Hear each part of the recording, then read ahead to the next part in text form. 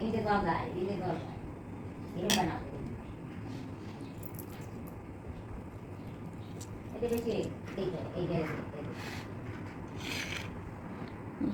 রসুন, পেঁয়াজ, লবণ, এটা হচ্ছে বারবিকিউ মশলা, গোলমরিচের গুঁড়া, বাটা মশলা, জিরা, সাথে হচ্ছে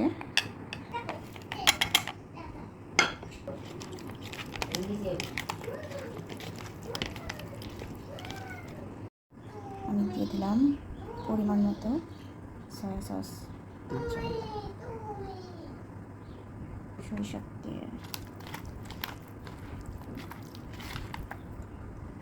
আমি টক দই দিয়ে দিয়েছি, এটা ভালো করে মিক্সড করে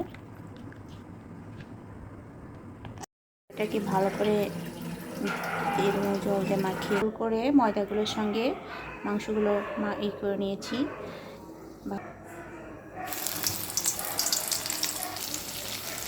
লাল লাল হয়ে গেছে।